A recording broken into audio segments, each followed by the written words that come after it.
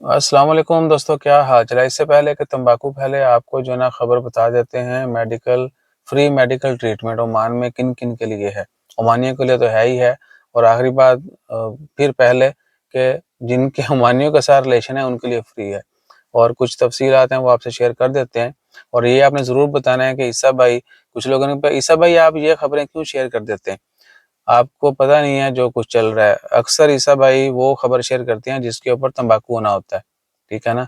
तो ये चीज़ें भी समझा करें। इसलिए हमारी कोशिश होती है कि हर बल्ब के ऊपर खबर रख दें या हर खबर के ऊपर बल्ब फेरा जाए, रोशनी डाली जाए, इन्हों किसी और पास ना लाया जाए।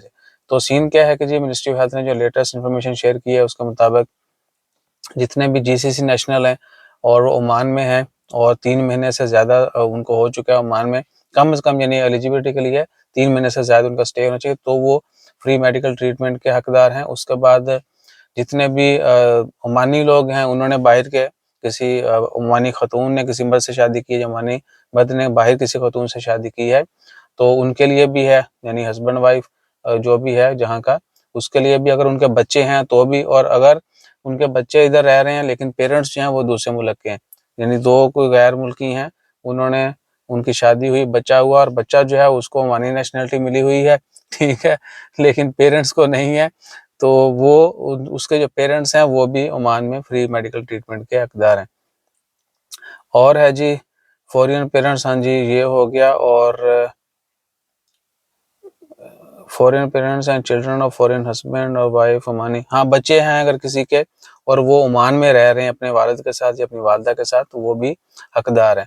और ये भी कि free treatment service include foreign worker in the government government जो है ना, जितने भी इदारे हैं वहाँ पर जो बाकी मुल्कों के लोग काम करते हैं उनके लिए भी फ्री ट्रीटमेंट है, लेकिन क्या क्या उनके लिए और उनकी फैमिलीज के लिए है। और उसके बाद है जी,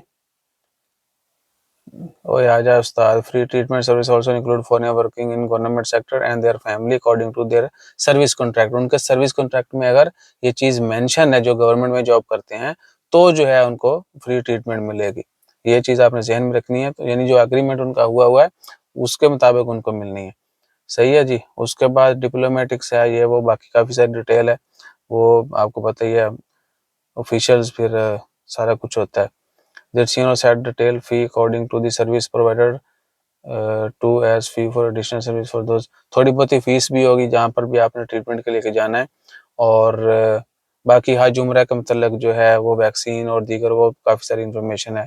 ये खबर जो है ना, मैं आपको थोड़ा सा वो भी दिखा देता हूँ।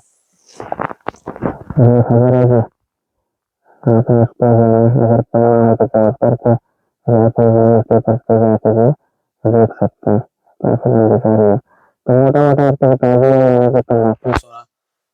तंबाकू ना हो।